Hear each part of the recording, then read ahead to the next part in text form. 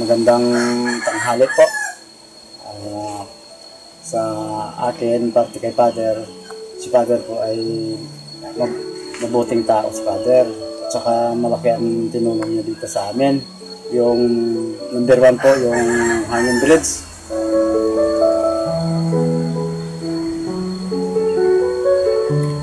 Tapos yung school po, yung eskwelahan na pinagawa niya dito sa amin ay malaking tulong po sa amin yan. Kasi kung wala si Father ay walang building school dito sa amin. Kahit na mahal yung bayad ng mga buhangin dito, talagang pinagsikapan ni Father na magkaroon dito ng school. At saka lalo na po sa mga bata na nagbibigay ng mga food pack po dito sa amin sa Gimit. At saka sa akin po, si Father na mabait kasi sa tagal namin magkasama ni Father sa trabaho, lalo na sa construction, ay siya po ay mabuti talaga yung paggawa niya. Walang halo na kurakot si Father, hindi. Sabi ng iba, mano daw si Father, ay masamang iniisip ng iba na mga tao. Pero hindi totoo yung ano ni Father na magawa ng ganun. At saka sa akin po, si Father talagang the best sa akin. Kasi sa tagal namin nagsama ni Father ay kami po ay talagang magka-vibes na kami dalawa. Hindi kami naganoan kahit nagtatampuan ay nagkabalitan din. At saka sa pag-minister ko po ay si Father ang nag-ano sa akin na magserbisyo sa simbahan. Kasi siya po ang nagpalakas loob sa akin na mag-ano ko sa simbahan, mag-minister. At saka sa iba pa pong mga bagay na natulong ni Father, hindi lang dito sa amin sa Gimit, sa Panagintingan. Kasi matagal din ako nagtrabaho sa kanya. Marami din siyang ginawang project doon, 4 na hanging bridge, at saka 4 na room ng school doon sa Panagintingan. At saka pag matagal namin na nagsama ni Father, talagang tinatama niya yung mga trabaho na hindi natuloy yung pagkagawa. Talagang namin na sa tao na matuto. Hindi kaya ng iba na pare ang ginagawa ni Father, lalo na po sa hindi matumbasan ng iba, ibang pare. Hindi kaya ng iba. Lalo na po sa mga mahihirap sa amin dito sa Aplan, sa mga kabataan at sa mga ano rin dito, yung tinutulungan din ni Father. Father po ay matinaalis siya. Gusto ko sana si Father makabalik dito tapos para tatapos yung simbahan. Dahil siya ang ano talaga, alam niya yung kung paano gagawin yung ano ng simbahan, yung design. Wala lang ibang pare na gumawa. Siya lang. At saka nandito rin ako, pwede rin akong tumulong sa kanya. Paghatid ko kay Father, siyempre nalungkot din ako kasi akong humatid sa kanya sa pier. Siyempre nandun na yung tawag dito, lungkot. Saka yung tuwalya niya, binigay pa niya sa akin. Na ito daw i-depensa mo sa katawan mo na pag nag-drive ka. Kasi ako nag-drive ng motor niya, para depensa daw sa tiyan, pag hindi mapapagpag. Pag alis ko, parang siyempre, may konting ano rin. Naiyak ka din. Naiyak din ako.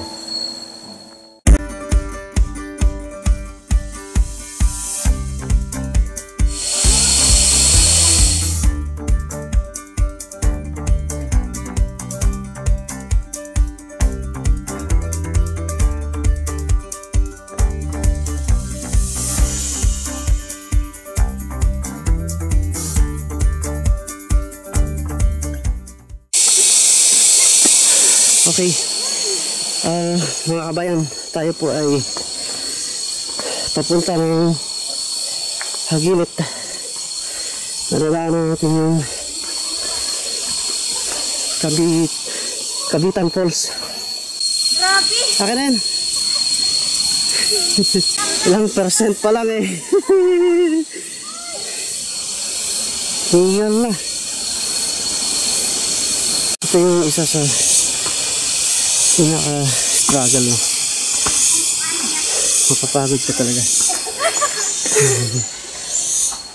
Ang heartbeat ko ay ito. Ano ate, kaya pa? Ay, tayo! Halika! Kasama pala natin dito yung araw-araw na umakyat dito sa lugar na to. Hi! Ako po si Ma'am Tikay. Jessica Rabino po. Siya po yung araw-araw na umakyat dito. At saka, nagtuturo pala siya dito. Opo. Sa Hagilit School? 1 year volunteer, tapos halos isang dekada na po akong nagtuturo dito sa Hagimit Cultural Minority School. Mahirap po, lalo na po pag tag-ulan. Napakadulas po ng daan kasi mapula po yung lupa. And then, may alimatok pa Oh, wow. na sumisip-sip ng dugo, nalilit yung dugo. Pag ito yung tag-ulan. Oh, linta. Alimatok ang Dito sa atin. Yan po. Ako first timer. Okay, nakakabilib. First timer ko pero doon pa lang sa taas ng kawa-kawa. Grabe. Ako nang sumuko. Eh, paano pa kaya si na ma'am, no? Nakakabilib yung kanilang... Isang dekada. Oo. Sobra isang dekada na maglalakad. Akyat baba. Ito na. Grabe. Ang kanilang pag ano dito. Pansyan niyo po ma'am, ilang oras mula rin sa footbridge, hanging bridge? At simula po hanging bridge, mga 1 hour. 1 hour. Opo, mabilis. papunta doon sa school. Sa mabilis yun, ma'am. Opo. Sa lalo ko pala tayo. Hindi natin na kung anong oras kung ano tayo umalis. Sa iba, sabi nila 2 hours daw. Abuti ng 2 hours sa mga beginners. Opo. So, palagay natin na mga 7:25 tayo umalis doon. Sige. Sinabi mo, sige. Kasi 7:37 na. Siyempre, mabagal ako. Ang 5 minutes sa akin lang yun. Buntis ako, 9 months. Ay, di ba kadanlog ka? Mga 6 months na o 4 months. Nakadandog ako, ina. Hindi man ako nakukunan. Tapos ay nang ining pang 3 ko nga baby. Nag-ano gid ako yung pampakapit. Hanggang 9 months, kaya nag-spotting ako. Nga, delikado. Tapos, tukad-lusong ako natin, kabuwanan ko na. Ginahigdan ko yung abriho. Ikot ko pataas para hindi siya sakit. Tapos ginapabata ko, sa taga-diriman nga paltira. Sa taas din Oo. sa init. Ginapabatak na akong para hindi lang siya magwa dayon. Pag silingin natin yung mainit na, imawang mas mahuga. Yan ang Yung may bahay? Opo, mahuga yun na dati kay Pat. Ayun. Tapos ang school, dito pa natin ang school. Matupad pa kita yung mainit gid. Dari kasi sa haginat, banta agad sa init. Kamay sa panagintingan, damoy puno. Na, talaga pala. Opo, ito rin nakakaya. Hindi na kaya na niya naman. Ito kaya aring amang trabaho ko. Pero nakaka-amaze kayo, mama. Sakripisyo ate ay Ito ay tapahan. Para ito yung paggagawa ng kupras. pag tag-ulan ate ang alimatok, bigyan ka ng mo. Pag tag-ulan daw dito yung alimatok na dami. Tapos pag tag-ulan na ate, wala ko na mahaba silini o silina. Kaya pasok doon ang alimatok. Pumasok na pala sa ilalim. Alimatok na nanginipsip ng dugo. Sabi ng teacher, ang hirap daw talaga dito. Pag ano, Pag-akyat, kahit na sanay na sila, mahirap pa rin. Kasi nga naman napakalayo. At nakakamiss talaga no? Kasi araw-araw siyang umakit dito. At yung isa sa mga school doon, Ay, yung sa, isa sa mga school doon sa Hagimit, si Father Ortner na nagpagawa. Nang school, opo, duwa ka classroom. Opo. Basta, tayo niya. Mamaya po, ipapakita natin. Pati yung may madaan na tayong hanging bridge dito. Oh, yan. Yung tawag daw po dito ay yung pahingahan. Mga patay, may mga may sakit. Brigid talaga yung pinakapahuwayan. Dito pala. Tapos kung may mga pasyente na nilalagay sa duyan pababa, ito rin yung isa daw na pinakapahingahan nila. Tapos dito, pababa na siya. Ay, at dito mapapansin nyo talagang bangin. Pabulusok talaga siya dito. Bangin. So, yun nga, isa sa mga ano dito ni ma'am ay kapag mag-isa lang siyang umakyat, syempre bundok kasi ito, okay naman kasi yung mga tao dito ay mababait Pag sa teacher naman ate, yung mga mababait naman sila. at saka kilala naman. Kagkilala naman yung dati. Mansindagaan na sa mga teacher na. Pero yun po yun, mahigit isang dekada na umakyat dito si ma'am, safe na safe siya. Yaman ako yung na-encounter na ano. Nagkilala man yung dati kahit lasing, kilala nila pag teacher. Oo, kasi araw-araw ba naman, Opo. linggo lang hindi ata eh. Pahinga. Pero saan kayo nakatira po? Sa Liko, sa barangay Liko. Malayo pa yun, magbumotor pa siya. Okay, let's go. Makapagpahinga na. Yung tour guide mo isa, oh. Mas matibay ka, ha? Okay ka lang, eh. Ito na. Pababa na tayo. Makikita yung ugat to. Ito yung nag-hold sa soil para tumimay. Hindi siya mag-landslide. Kaya yung mga puno na to ay napaka-importante dito sa bundok. Kasi kung wala ang mga yan, maraming landslide ang nangyayari kapag tag-ulan. Ang ganda dito sa area na to.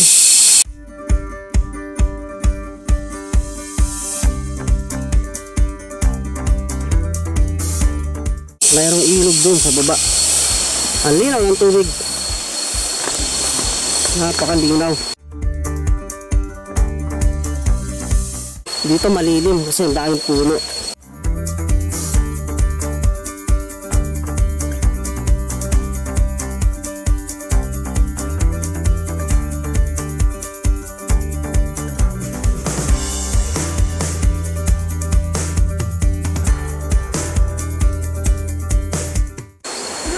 Ito po ang hanging bridge na pinagawa ni Father Ortner dito po sa ay papunta pong Hagimit. So, doon po ang Kabitan Falls. Ayun ang Kabitan Falls.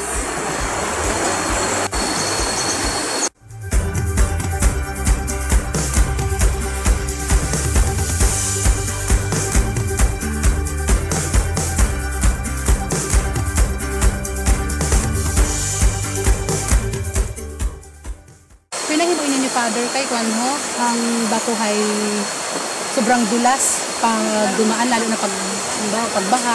Ay Diyos ko, grabe ginang agos. Ay pagpusog. Ginagawa daw po ito ni Father dahil sa yung mga bato ay madulas. Lalo na kung may bagyo, may masama panahon, tumataas yung tubig. Kaya ito yung dahilan na kung bakit ginagawa ni Father Ortner yung hanging bridge na to para makatulong sa mga taga rito na tumawid. Tapos may isang teacher na nadulas dyan. Nung wala pa yung hanging Nung bridge. wala pang hanging bridge, may isang teacher na nadulas. Tapos nagka-problema yung tenga niya. Kailangan pa niyang pumunta sa Maynila para magpagamot. Nadulas. Dugo. Tumama siguro sa bato. Tumama sa bato. Dito, Opo, sa baba. opo sa baba. Ate madulas kasi. Hi! Morning! Good morning, ma. Saan po kayo nakatira? Dito na? Ay, Hagimit kayo nakatira? Opo. So, makikita naman natin, no? Kung gaano Ayan. kaya ang mga tumatawid dito galing Ayan. sa Hagimit. Kaya napakalaking tulong talaga na si Father Ortner ay nagpagawa dito ng hanging bridge.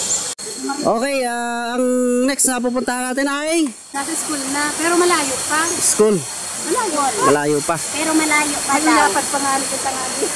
Okay, good. Sige. Hindi natin kasi mula ang tribo ng Hagimit. Kahit dito pa lang. Ito yung starting. Nagsisimula ang tribo ng Hagimit. Okay. After ng Yun ang sabi ng Hanging Bridge. Ng chieftain. tribo ng Hagimit ay nagsisimula dito sa paglagpas ng Hanging Bridge.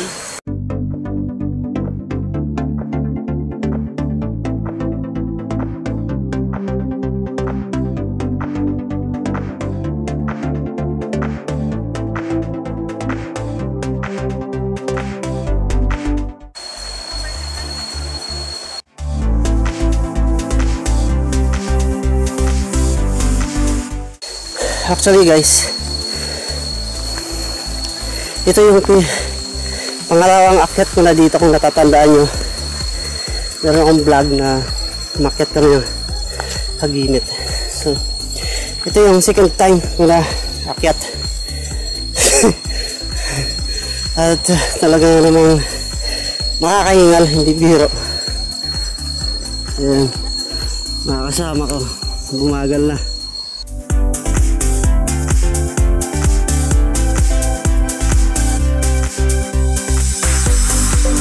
Isa rin sa paahon papunta sa Hagimit. Hindi naman mahaba-habang paahon pa. Hingal na hingal. Oh, wow, sakit sa paa. Nakakangalay. Oh my God.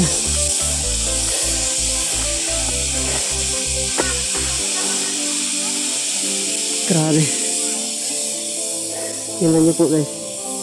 Yung taga ng mga tao dito. Lalo na si teacher.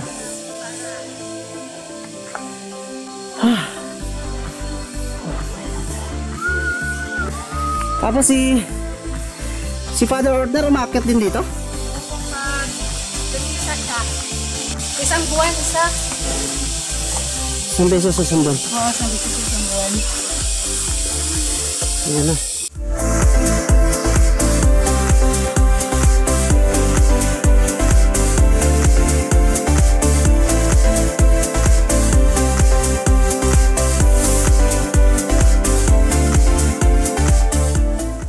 Papansin niyo po si ma'am ay hindi masyadong hinihingal.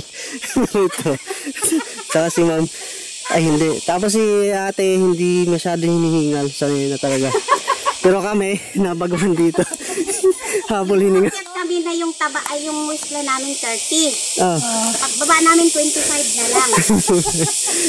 Kagandahan dito, meron ng power source. Line ng kuryente. Kaya to. At least, no. Ito na yung bahay na natatanong natin kanina. Ayan. At saka yung poste na tinuturo ni ma'am.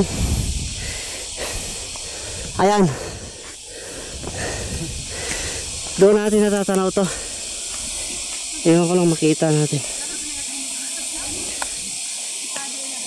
Yan doon. Sila.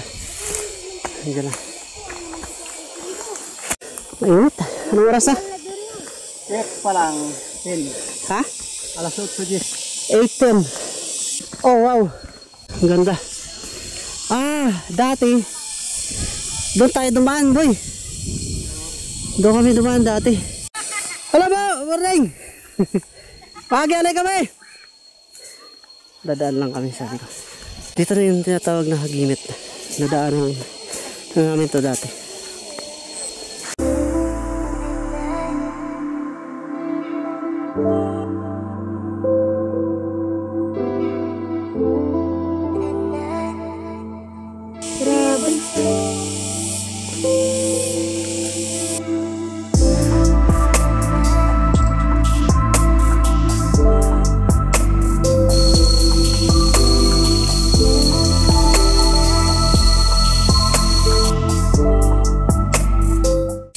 Oh wow.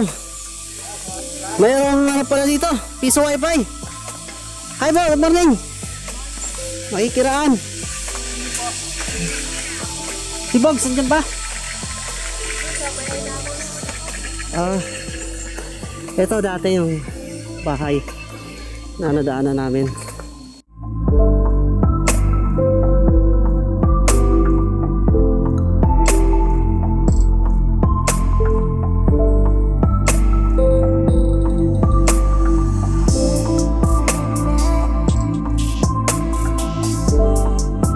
Yan yung kanina na nandun tayo sa baba. Pabalik na siya tayo, packet pa lang. Ano? Oh, wow. Relax. Yung tanin na ako. Oh, wow. Oh. Ito pa ginagawa ko ga. Baliktad. Kaya kayo, dire kayo dahil mangga ho. Yan eh ma'am, ginhinawanan ko ini tapos ito. Ganyan pala ang pagtanim daw ng pinya, nakaline. Kasi may yung mga tangkay niya may tinik-tinik, mahirap maglakad. Ganyan pala. At alam niyo guys, no, napakasimple ng buhay dito, napakamasayahin ng mga tao na nakatira dito. Simpleng-simple lang.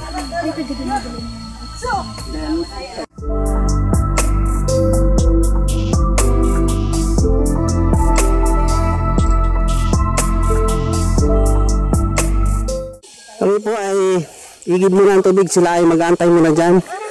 Igib kami ng tubig muna doon. Meron kasing kuhaan daw ng tubig doon. Ito na. Dito lang tayo. Ate, tawagin mo sila. Papatay mo na dito. Ito pala. May bahay dito. Lahat ng tubig. Ayun, ilalim. Ay, sa ilalim ng, ano, ng tamano. Matayaman. Ayun.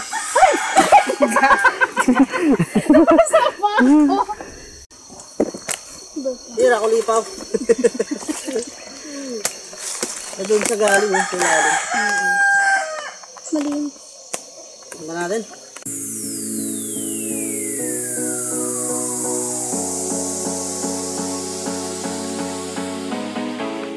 Oh wow. Oh, pwede na kita. Kay Malandong. Hi kaya, morning. Pasaan po kayo? Trabaho? Ano na po sa akong kuha, naging ako'y kamalig sa ako. Meron daw po siyang kamalig. Malayo Malapad. Sila talaga yung taga rito. Pagsasaka ng trabaho.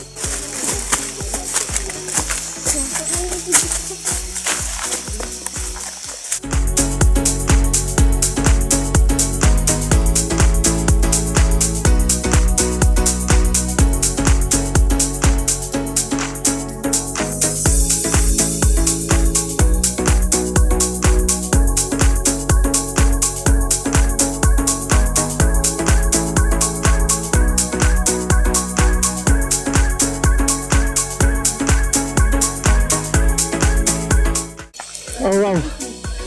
Meron bahay dito. Bahay at saka school. Wow, ang ganda dito. Nakapo yan, galing magtukad pa kari ah. Ulit ang pagod ah. Amazing.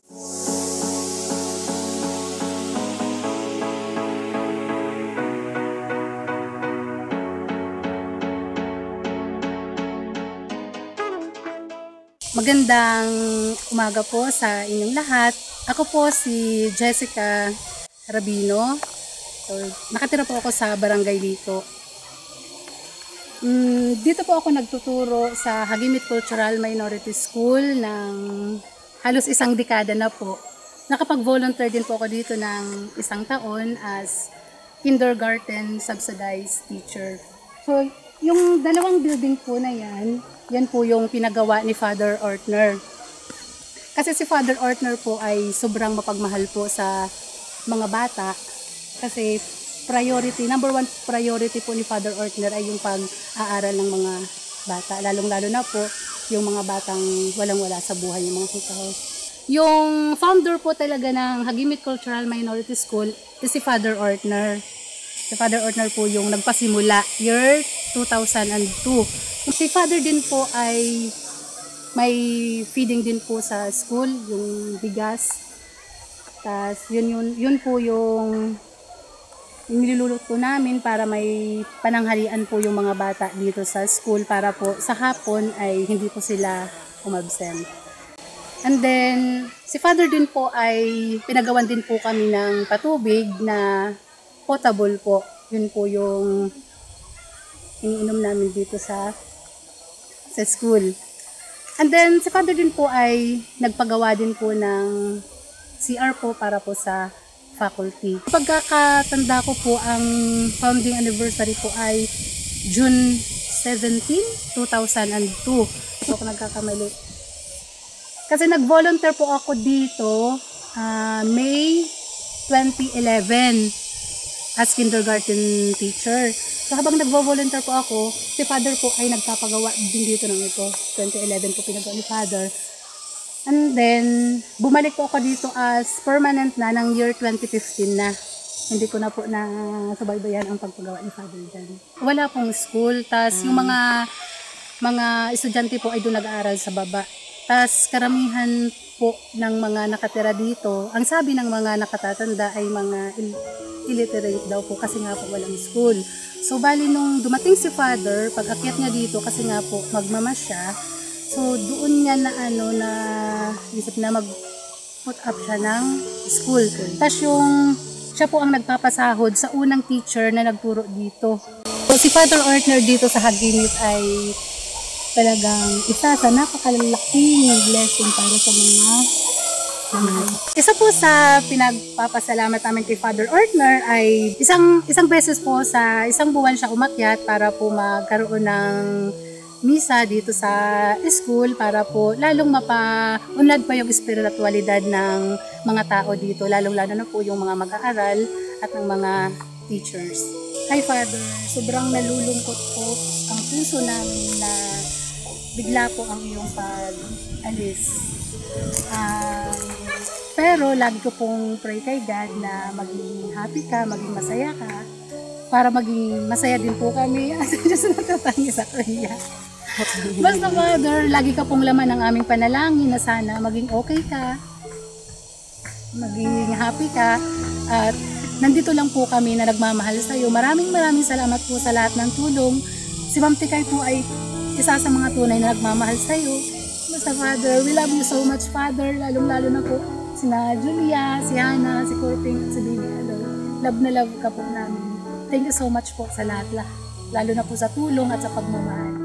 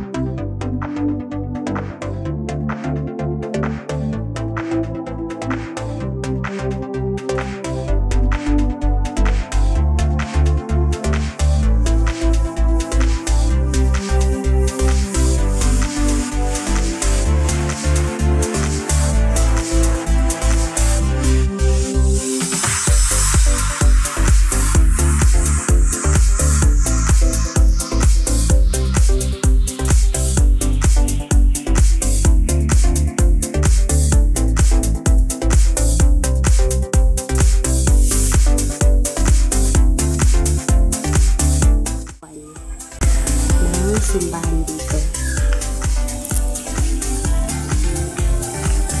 Nakikita niyo ang ganda ng pagkakagawa, siguro talagang matibay. At saka kung mapapansin niyo, mayroon nakalagay dito na open lang siya kasi ang purpose niyan para yung mga nagsisimba dyan na hindi mainitan, kumbaga may lumalabas na hangin. So ang pangalan po ng kanilang chapel is San Vicente Ferrer. Napaka-bless po namin dahil marami ang napagawa dito ni Father Ortner na mga proyekto.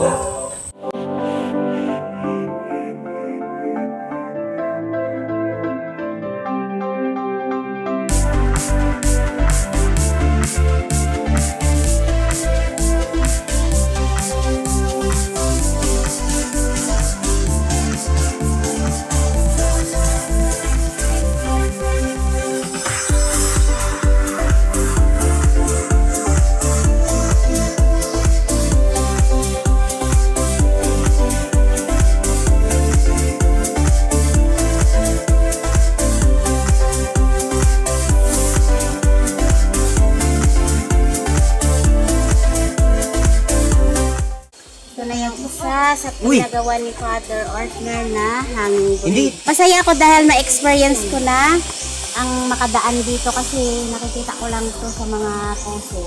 So, ma-experience na namin ang pagdaan dito sa hanging bridge na pinagawa ni Father Ortner. Napaka-bless ng mga taga dito, no? Kasi kung babaha dito ng malakas or malaki, hindi na sila tatawid doon sa baba, kundi dito na sila dadaan. Kaya thank you po, Father Ortner. Yun, eto na, nakita ko na yung ilog.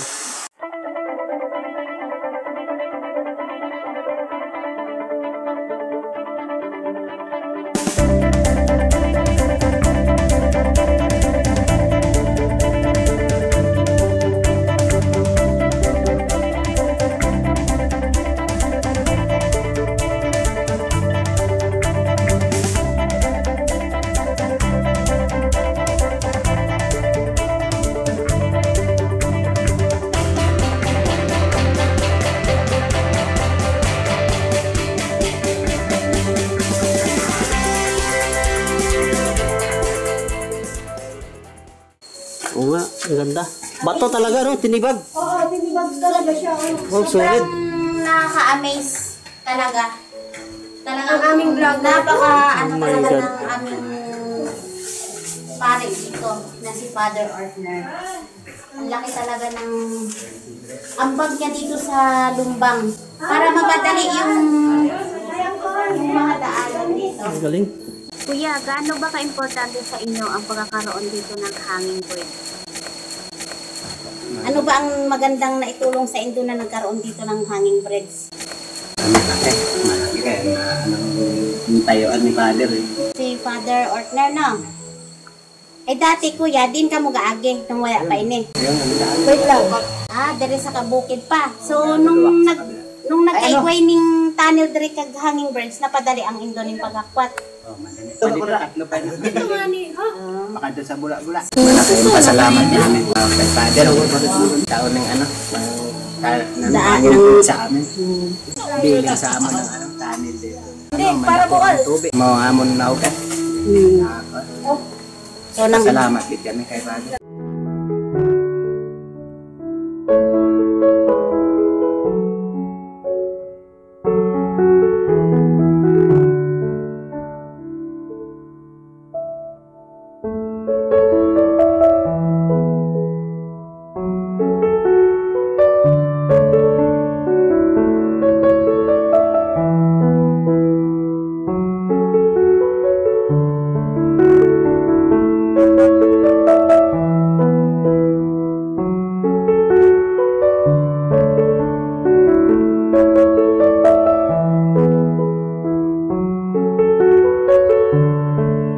Another hanging bridge.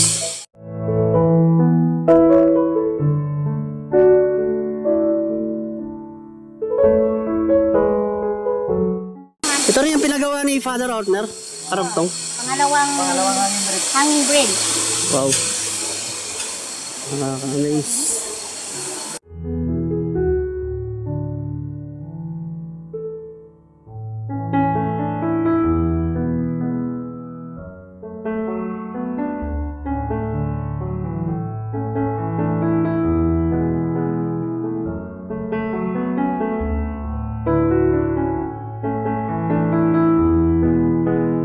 After ng hanging bridge, ay ito na ang ating makikita sa lugar. Mayroon pa itong daanan nito.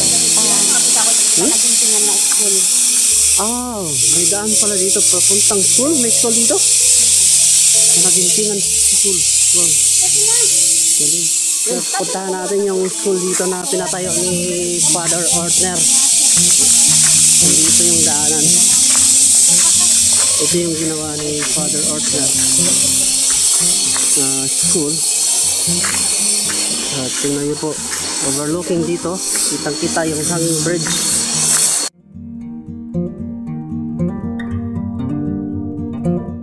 Malapit na tayo. Medyo nakakahinga lang konti kasi hindi tayo sanay. Ayan yung school. Ito po yung pinagawa daw ni Father Ortner. na school. Ayan. Ang school dito ay grade 1 to grade 6. Ito. Makikita nyo naman yung building na structure ang titibay. Ayan, kaya siguradong ito ay pinagawa ni Father Oscar.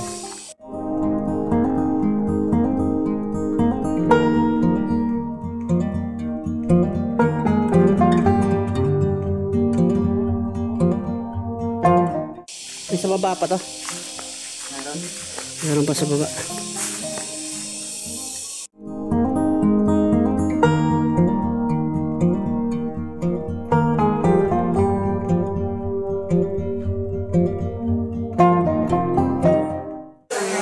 Ano po yung kagandahan na nagkaroon po kami ng hanging birds po dito sa kuwan. Kay para hay gate tabukan ang mga tao ay tuga din mo kung gabaha. Dako din mo na ginani para sa amin. Kaya kung waya ina, hindi kami katawid pa Kaya nagbaba. pababa. Masaya na kami doon na Mahal na among pagkuhan. Mong kayo malukas na hangga. Lawag kayo, hindi na kami Wala na kami gabayan ka kung magbaha man o opo. Okay. Ay may PD road naman. Diyan may simento na lang sa kanila. Ay nang unay nako. Hindi kami kakon, masaya na patay. Asin, hindi kami kapatay. Grabe. Ay, baha. So ano naman po ang naramdaman ninyo ng si Father ay ba na doon? Nako, nalungkot na Malungkot. Iniwanan kami ni Father eh. Kung masira, wala na. Pasalamat din po kami kay Father.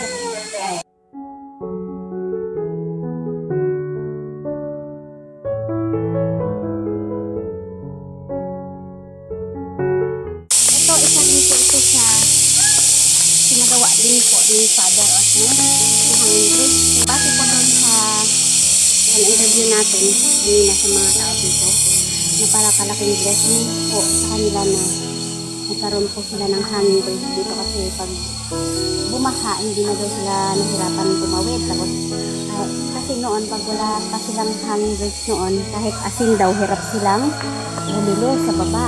So, nung nagkaroon ng hanging bridge, na ano na daw yung pakiramdam nila, maganda na. Kasi kahit na bumaha man daw, ay okay na sa pakiramdam nila kasi alam nilang may katawiran na sila. So, sila ang bigat ng dala na. Saan yan ang dala niya, kuya? Saan? Sa baba? Pinakababa talaga sa Weste, sa sentro? Grabe. Bigat. Tulay doon sa pinakalas na hanging bridge. Grabe, bigat ng dala niyo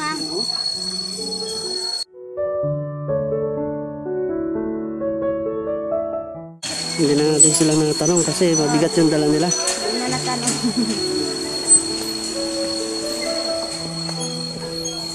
Ganyan yung pamumuhay dito sa panaguntungan ng mga nakatira na ating kababayan. Ito pagbaha dito mahirap tumawid kaya itong hanging bridge na to ay talagang perfect sa mga tao.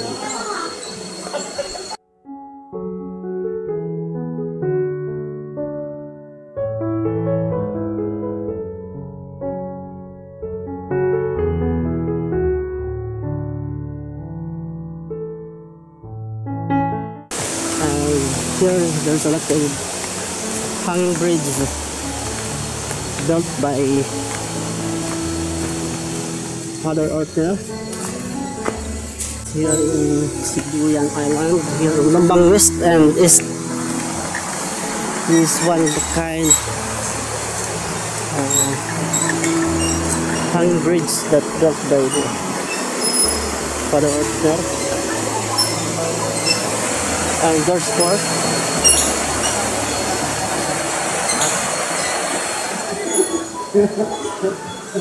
This hanging bridge is a big help for the people living here. Magandang hapon po sa lahat. Ako po si Jerisa Rase. Nakatira po dito sa Liko, Kahidjukan, Romblon. And ngayon po ay ipapakita ko sa inyo ang isa sa mga gawa ng aming butihing parish priest na si Father Ortner. Ito po ang isa sa mga malaking naitulong niya dito po sa amin, hindi lang po dito sa barangay dito, kundi pati na rin po sa Lumbang Este, Lumbang West at saka sa lahat po ng dumaraan dito. At isa po sa mga pinagawa ni Father ay ito po ang Santo Niño Hanging Bridge dito po sa Lico. Ito po ay pinagawa niya, hindi ko lang po sure kung year 2011 or 2012 matapos. Ang tulong po na ito ay malaking tulong lalong-lalo na sa mga estudyante kasi nung una po ang mga estudyante ay tumatawid po ng ilog para lang po makapasok sa school. Kung minsan po na malaki ang tubig, may baha, ang ginagawa ng mga bata ay umiikot po masyadong malayo yung kanilang nilalakaran. Si Father Ortner po ay una ko po siyang damit nung ako ay grade 2 pupils po. At nung time na yon, yung pamilya ko, yung una niyang bahay na nagbisita dito sa Lico. Nung time natatandaan ko pa, nung time na bigla na lang may tumawag at bumaba doon sa bahay para kunan kami ng picture. So simula ng time na yon, si Father po ay naging malaking part po ng buhay namin, ng aming pamilya. And proud po ako na sabihin na without Father Ortner, wala pong Ma'am Nengneng na tinatawag niya, Miss Nengneng na tinatawag niya. Kasi since na marami kami magkakapatid, naalala ko pa bago ako mag-grade 7, first year high school, hindi mag-i-stop sana ako noon pero kalagitnaan ng klase. Binilhan niya talaga ako ng shoes, ng notebook, ng uniforms para lang makatuloy-tuloy sa pag-aaral. And then siya rin po yung nagbigay ng provision ko ng college kahit na po ako ay scholar at that time. Without Father Ortner, wala pong Miss Nengneng na lagi po niyang tinatawag sa akin at namimiss ko na po yun. At dahil po sa effort ni Father Ortner, pati na rin po sa tulong ng mga kanyang benefactors, na itayo po ito ang tulay na to. So ngayon po ay hindi na mahirap para sa mga estudyante ang pumasok sa school, since isa rin po akong guro na nagtuturo sa Lumbang East National High School. Hindi po namin problema yung absentee ng mga bata na nakatira po dito sa Tagilos. And syempre po, isa sa mga na itutulong rin ni Father ay ang pagdating sa spiritual guidance. Isa po siya sa mga nagpapalakas ng loob lagi sa akin pag time na nahihirapan ako, lalong-lalo na nung during review. Isa lang yung line na natandaan ko na sinabi ni Father sa akin nung malapit na ang aking board exam. Ang sabi lang niya, don't worry, take a rest, and believe in yourself, and then the holy angels will guide you. Yun lang yung parang hanggang ngayon na dala-dala ko pa rin, na isa sa mga nasabi sa akin ni Father, na hanggang ngayon pag once na nahihirapan ako, yun lang lagi ang inaalala ko, yung line niya lang na yun na nagbibigay lagi ng lakas ng loob sa akin. Sabi ko nga po kanina, kung walang Father Ortner, kung walang Father Ortner na dumating dito sa Lumbang, yung sabi ko, yung tawag ko sa kanya, angel sent from above. Kung wala siya, wala lahat. Siguro yung mga tao rito, halos karamihan po ay hindi nakapagtapos ng pag-aaral, since na ang high school po ay doon lang sa bayan meron.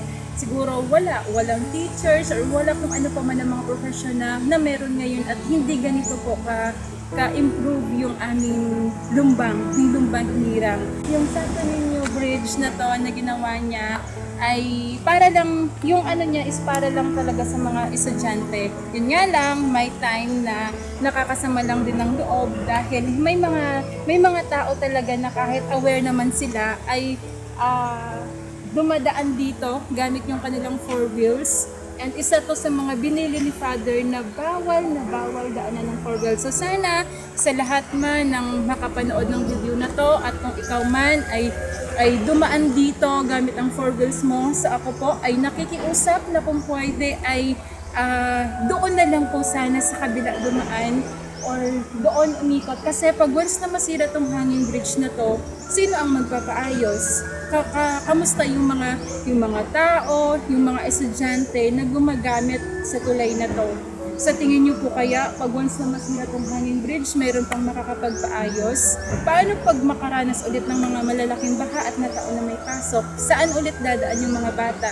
Saan ulit dadaan yung mga tao? Kaya sana, yun lang ang pakiusap ko as taga dito na rin, ano lang po, concerned citizen lang po ng Barangay Biko. Yun lang ang tangi kong pakiusap na sana sa lahat ay iwasan po ang pagdaan ng mga four wheels, lalo na kung alam niyo naman yung four wheels niyo na gamit ay masyadong malalaki at mabibigat na hindi akma sa gamit na bakal dito sa tulay na to. Hello po, Father. Salamat po sa lahat. Salamat po sa lahat ng nagawa nyo, lahat ng naitulong nyo, lahat ng naiambag nyo rito sa amin. Hindi ka po namin makakalimutan. Palagi ka pong nasa puso namin, lagi ka pong kasama sa aming mga panalangin. Kung saan ka man po makarating, sana wag niyo pong kakalimutan na dito po sa Lumbang Hinirang ay may mga tao pa rin po na nagmamahal at patuloy po na ipagmamalaki sa mga susunod pa na henerasyon yung mga gawang na itulong niyo po sa amin. Huwag ka pong mag-alala dahil syempre hindi ka po mawawala sa history namin dito. Pag once na sa mga susunod, sa mga bagong henerasyon, lagi namin ipagmamalaki na eto yung tulay na to hanggat buhay itong tulay na to, hindi pwedeng mawala kung sino ang gumawa nito. Lagi pong nakakabit sa dulo na ay eto, gawa ito ni Father Ortner para sa mga bata at yun lamang po. Ingat po lagi, Father.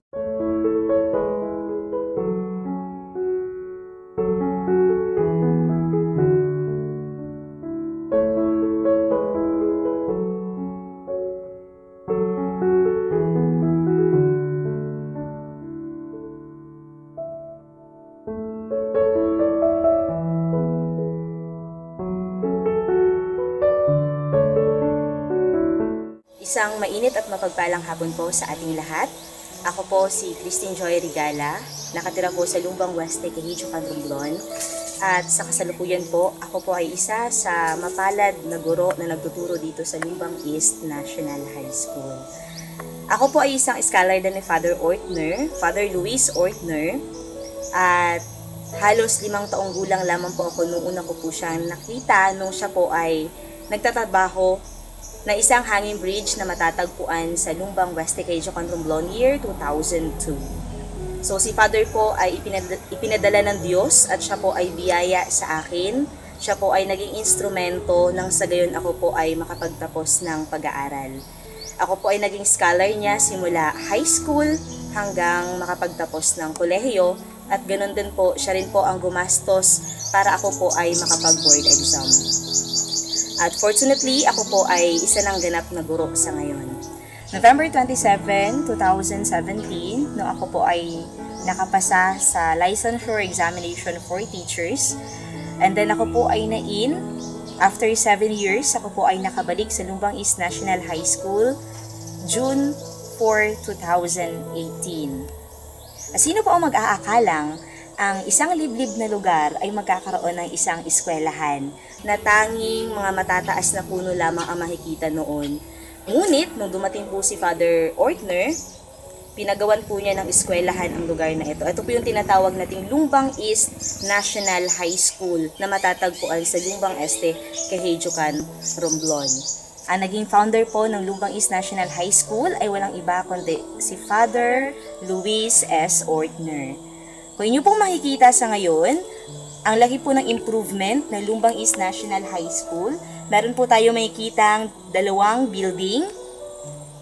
Ang isang building po na yan ay pinangalanan niyang family building na kung saan ay dyan po pumapasok ang aming mga senior high school students. At sa kabila naman po ay ang assessment center na kung saan yan po ay ginagamit kapag meron po kaming mga events at gayon din po kapag meron po kaming general PTA meeting. At syempre, sa mga estudyante, yan po ay ginagamit nila upang dyan po sila makapag-practice kapag meron po kaming ginaganap na mga events dito sa school. Sa loob po ng 23 taon na pamamalagi niya sa Lumbang Hinirang, ang dami po niyang naging proyekto na kung saan ay nakatulong talaga siya sa mga estudyante. So kung noon po ang mga estudyante ay nag-aaral pa at nagbibiyahe pa sa malayo para sila ay makapagtapos ng pag-aaral, ngayon po ay dito na po sila pumapasok sa Lumbang Hinirang. Lumipas man ang maraming taon, ang legacy ni Father Luis Ortner ay mananatili at balang araw, may kukwento namin sa susunod na henerasyon na nagkaroon kami ng isang ama ng simbahan, isang Father Luis Ortner, na tunay na nagmahal at nagmalasakit sa Lumbang Hinirang. To Father Luis Ortner, maraming salamat po sa lahat ng suporta, for financial, moral, and spiritual support. Isa ka pong biyaya sa amin at lagi ka pong kasama sa aming mga panalangin. Maraming salamat. Yo, dito to maranat ko yung wala pang rehas dito yung Felicitas Bridge, yung pangalawa. Ito mauna kaysa yung mahaba. Takot doon po si Manang Charlie, hawak niya dito.